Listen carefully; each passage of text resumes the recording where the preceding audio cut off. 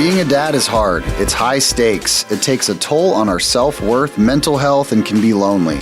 But why would we ever want to do something so important in isolation? Legacy Makers, a conversation for dads, is quite simply two normal dads having conversations about, you guessed it, being a dad. The highs, the lows, and the learnings along the way. We are four dads. We want to remedy the deficiency we see in community for dads, and we want to ruthlessly encourage dads on their journey to build lasting legacy for the faces they love the most. All right, Eric, I want to be honest with you. This morning, went to a breakfast meeting, went and got to see a play at Amelia. Amelia's my 3-year-old, her school. Came in here to do this podcast with you, and then I've got a crazy afternoon of meetings. And to be honest, I'm feeling like life is busy. You feel like that? Yeah, no, I mean, like yesterday's a similar.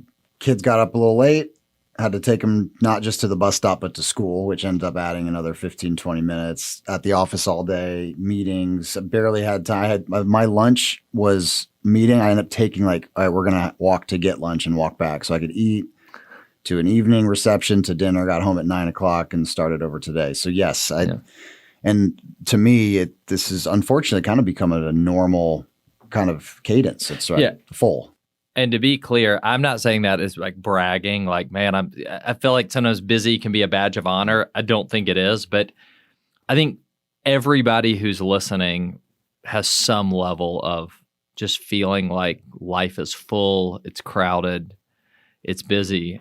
And I think one of the things we got to figure out is how do we balance busy with being a good dad? Yeah, and I think, too, the problem here is ultimately, again, we talked about how you build a legacy is intentionally each and every day. And there are going to be days that we're talking about where you're just completely full, but you got to figure out a way to add margin. I don't know. For me, I felt it last night. You lay in bed after one of these days and you're completely spent, like zombie. And then unable to even have a conversation with Brett. What time did you get home last night? Like 9:30, 10, right? The kids are already in bed. Yeah. Yeah, both the boys had passed out in our beds. So I'd pick them up, take them to, but and then you just almost, it compounds. You feel guilty. I feel like I might as well have been out of town, right? And so I think, how do we continue to think about margin, right? Building margin in our schedules to give ourselves, whether it's brain space to think, time with our families. But that's really what it's going to be, because things aren't going to slow down. The stages our kids right now are in, yours and mine, we will continue to add things. It's just how it's going to go. And so building that margin is going to be vital, but we got to figure out how to do that and do that now to ensure that we're not, just letting this snowball. Yeah, I'm glad I'm doing this podcast with you. I hope you have some answers, because I don't want to. I think the question is, what do you do? Because you just said we are not going to be less busy. So I think that's an easy one, is we should be less busy, but we're probably not going to be. And so knowing that first of all, for ourselves, we've got to have time to rest and recharge. Certainly for our marriages, we have to have that.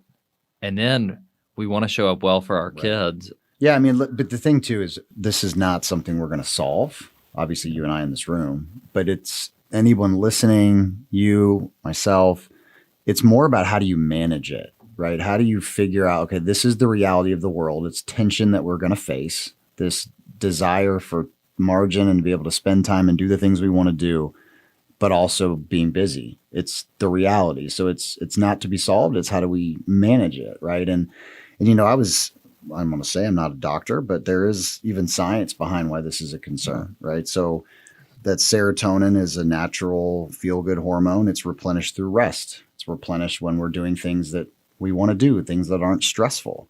And I think that lack of replenishment is, we end up not having enough serotonin, and then our bodies replace that with adrenaline. And what is adrenaline? That's that kind of fight or flight. So, to be used in an emergency, but we're running on that.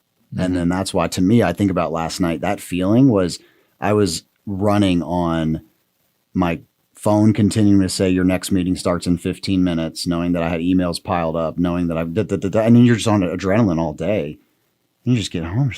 So we got to manage it, man. We got to manage it. So it seems like one thing is that we're not going to be less busy, but I think the secret here is, and I really hate saying this because I'm not good at it, but is building in margin. Yes. Like having some margin. And I I remember this visual one time. You and I both know Ike Reichard well, and he was talking about he needs to create margin in his life, and he used the example of a sheet of paper. And do you know the line on the side? Like, I'm talking about old school sheet of paper that you actually had to write on physically with a pencil or pen. And there's like a line on the side, and there's the top and the bottom. Or even if you're working on your computer, like there's the margins that you print inside. And he said, imagine if there was none of those, if the writing went all the way to the edge of each paper. He's like, looking at it, you'd feel overwhelmed. And he described that picture of our lives. Like we have to have margin to not always feel overwhelmed. I'm curious, maybe you're better at it than me. Maybe you're worse. I don't know. Maybe we're both bad at this. How do you work on creating margin? Yeah. I mean, first, I think getting a good definition, margin is that breathing room, right? So it can be as simple as, again, we've talked a lot about calendar, but there's this notion of blocking time on the calendar, right? But to me, it's breathing room. It ends up, the result is peace, and it allows you kind of that space that you need. Big acronym guy here. So one of the things I've thought about, still working on it, not very good, is PBS. Not the television station, but to me, it's prioritize, it's boundaries, and it's schedule. And I think if you unpack each of those three things, that is a really good formula to start thinking about how do you end up identifying what you need to be doing more of and creating the margin that we need. So, I mean, obviously prioritize is one I think we need to get into a little further. It could be a whole conversation in the future, but understanding what's most important, right? Yeah. When I say prioritize, it's truly starting with what's most important, trying to have a visual of like, okay, that's what I want at the end of the day, or at the end of this year, at the end of, whatever. And you got to reverse engineer that, and you start with prioritization. Yeah, of your priorities, boundaries, and schedule, PBS, right? Mm-hmm. I feel best about priorities of the three. So I'd like to talk about that more later. Let's talk about boundaries, because I actually feel like a lot of times I prioritize pretty well, but then I keep adding to the plate. Right. Like Laura will ask a lot, well, what's the priority here? And I would say it all is. And I may get it in the right order, but this boundary piece is key. What do we say yes and no to? Yeah, and you just said something that's really important for all of us. It's not just what you say yes to. Putting boundaries on something is not hey, here's what I'm going to do, period. You have to remove. You have to say no to things. So you got to say no to things, but you also have to remove things. And maybe the better way to think about boundaries, because sometimes boundaries can be intimidating. I'm a pleaser, so I want everybody to like me. I want everyone to, I don't want anyone to be upset with me. So like for me, I think about it as boundaries with empathy. It's like, how can I set boundaries in a way that allows me to not isolate, allows me to make sure that all the relationships are fine in my life. But boundaries, it's to your point, we can prioritize all we want, but you've got to put these things in place so that your priorities don't get encroached upon. I'm curious, because I don't think I do this well. Is there anybody you can think of? I'm trying to think of people I've seen do this really well. Yeah. Yeah. So the best people that I've seen are very senior leaders at either the company that I work for or when I'm working with other companies. Okay. And I a couple of them come to my mind. Sometimes they have good help, right? Whether that's their assistant or a chief of staff. But like, there's no way in my mind to reach a certain level of however you want to define success or influence without being really, really good at setting boundaries, being really, really good at saying no, being really, really good at staying focused on, look, this is what I have to deliver against, right? And I found this even in my career where I'd always be the one that anytime someone say, hey, can I get 15 minutes with you? Can I get 30 minutes with you? And I was honored, and I would always want to, and I still do, but it's been a weird situation the last couple of years being able to say, hey, listen, would love to, but I'm going to need probably like 3 to 4 months on that. Can you circle back? Want to do it, but here's my thing. And that's the boundaries with empathy. It's like, hey, I want to, you circle back with me in 3 to 4 months. Like, I need to kind of prioritize and focus here. And then what ends up happening is half the time they forget, they don't come back to you. But the ones that do, you know that it was a really meaningful request and you feel better about investing that time. Yeah, I feel like this works twofold as a parent, because on one hand, clear boundaries hopefully gives us more opportunities with our kids. hopefully. Yeah. But the other thing is it's modeling for them behavior, because I am a pleaser as well. And I think some of the people I most respect are amazing, but they're also pleasers. Mm-hmm. And so I want to be able to model for my kids things that are going to be healthy for them down the road. So, And the kids need, it's no different than why do you put a security Boundaries. system in your house? It's you want to protect from something. You need to put boundaries on your children too. Hey, yeah, you can walk to the bus stop but no further, or I won't come pick you up from the bus, buddy, but it's straight home. yeah. And it allows them to understand where they can operate within, what bounds can they operate within. So I think it's really important for our kids to model that.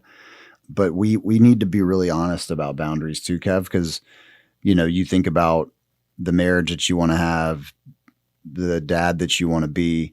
All of us have triggers. All of us have things that, hey, look, back to that comment on gradually, then suddenly, if all of a sudden, hey, I'm just going to grab a beer with the guys, like it's once a month, it's whatever. That all's innocent until it's not, right? So we need to be really thoughtful and honest with ourselves on the boundaries we need to put on ourselves, even and the time that we have. Social media, like whatever the thing is. I mean, it doesn't always have to be, a vice necessarily. It can be something as simple as watching TV or whatever it is. But if you're not thoughtful about those things, that's when you get creep. Things just creep in. So then we get to schedule. You had said something one time to me about like what gets calendared gets done, and I have thought about that over and over, and the fact that I would say that I prioritize my family, but oftentimes that's what gets calendared last. Yeah. The family time fits around, or there's certain family time that gets programmed in, like kids' baseball schedules, gymnastics, all that gets programmed, but just the other pieces. So I'm trying to get better at in advance blocking time for family stuff. Yeah, I think you have to. I mean, we a couple nights ago, you and I, we ran into each other at a local Mexican restaurant. It was funny to see, and that wasn't something that was on the calendar. There was just time. There was margin in our evening that both of us randomly decided, hey, we're going to take the families here, and we saw each other. But there's a difference. There's also chaos. Right. I mean, we're standing outside just to paint this real picture. There was a 30-minute wait at the Mexican restaurant, which we don't usually wait anywhere with 3 kids, and you've got 4. So yeah, we were very fortunate that no one got ran over in the parking lot. It was quite wild. But like, you can do 2 things with the schedule. You can physically put it on the calendar that says, hey, Laura, we're going to go out on a date, or we're going to take the kids out. Or there's also intentional time that, hey, you know what? Like, we don't have anything on the calendar right now. Right. And so I think that that's one thing that I've been trying to do a better job about, is not over scheduling, because you want the impromptu, hey, like, let's go to the park. But if you're like have to have every single thing on a schedule and think ahead, like you're not, that's almost too much, right? So you want time for your family to just kind of roll and do the things you want to do. But I also think for me at work, on that side of it, there's fire drills that happen. Like if I'm 8 to 5 every day locked up, you need some time to think. You need some time, right? So that's another piece of it. So thinking about some practical things that we do. So we got priorities, boundaries, schedule, but what do we do? Obviously, we can read books, listen to podcasts like this, hopefully. But I was thinking about this idea that, one, I think prayer is important. And this is not I know that we start saying prayer and people start tuning out, or they think this is, they're about to get preachy on me. But taking time to step back and reflect, I think, is important. I do too. I think whether it's a faith-based piece or not, for us, we're obviously, that's where it falls, but it's really more of that spiritual connection. And it allows you to realize, like, you're not the center of it all. That part, that's the part that's, to be honest, that's a reminder I most need. Yes. Is that I'm not the center. When I most struggle with, I think from a stress level with my kids, is the more selfish I become. I used to think having kids would make me not selfish anymore, and it hasn't, but prayer does have a way of doing that. Yeah. If we're not careful, I find myself sometimes even in like the victim mentality of, like, why can't I go down and play golf for 5? Like, and you really have to almost humble yourself of like, look, and that's where that spiritual component comes in. So again, because we like acronyms, we're going to call it prayer because we have a couple other P's I think we want to hit. But that's it. It's that mindfulness, that moment, that time throughout the day or the beginning of the day or the end of the day where you can just unwind and realize it's not about you. It's not about, you're not the center. What do I need to do? It just helps you prepare when you do feel moments of stress or you're all worked up. So yeah, that's the first one. I think so. As you free that time up, it's making sure you have some sort of spiritual connectivity in your personal life. The other thing is people, man. So intentionally invest in key relationships. That whole kind of, I forget what the quote is, but there's different versions of it. But essentially, if show me your 5 closest friends and I'll show you your future. Yeah. Right. Who are you spending time with? Like that question sometimes we'd ask each other, like who's winning? Who in your life is winning? I heard this the other day. I've heard that quote for years, but I saw a research that said, like on average, if you took the net worth of your 5 closest friends, like that's about the average of that is about yours. And so the research was on a financial aspect, but you think about that from like a family aspect. Yeah. Like if you took the family temperature, I don't know, that's not the right word, but like how intentional they are in their life with their kids or their spouses of our 5 closest friends, and you average that out, where would we be? So I think the people piece is key. So prayer, people, what else we got? And then I'd just say physical. Okay, what do you mean by it? Well, like physically where we are, or we need to work out? Yeah, not physical fitness. I mean, I think that's a component of it. I just think that there is a component where we do need to be selfish, right? But understanding what those things you need. Like for me, I feel so much better throughout the day if I started my day with some quiet time and I got to the gym or did something. Like that's me. I know for a fact my attitude, my patience with the people that are closest to me, I'm a different human being when that happens versus when it doesn't. And so I think whether that's exercise, trying to eat healthy, getting good rest, this is such an interesting tidbit on this. In the Hebrew culture, they view a new start to the day. It's really reversed. It starts in the evening, right? So that is sundown is basically the start of that new day. And so when they have they talk about Sabbath or Shabbat, correct. It starts in the evening until the next evening. It's exactly right. And so when you think about what that just communicates is almost the first thing they're doing is resting, right? The importance of resting, almost rest to work versus like, okay, I got to work and then get rest. It's just a very interesting flip. And so again, I think the importance of being good, that physical component is everything from rest. Daniel Harkavy, I heard him on a podcast that I think is such a amazing. He said, you need to win the 5 to 9. We all talk about that 9 to 5, and his, whether you get up at 5 or not, it could be 7 to 9, doesn't matter. But that pre-work and then the evenings, that 5 to 9, if you win the 5 to 9, you're going to be set up for the day in terms of, so you need to get done. Here's what I'm taking away. And the worst part about this, Eric, is that hopefully Laura's going to listen to this at some point, but then she's going to hold me accountable to this. So here's what I'm thinking about on this. If we're going to do this well, we're not going to be less busy, but we do have to schedule things. We've got to prioritize things. We've got to spend time in prayer, but being really intentional about the time we do have, making that time. And I think your last part, when we get home, how do we make that the best part of our day? How do we give our best, even if we are tired, even if we are busy, and not feeling like that's just the leftovers?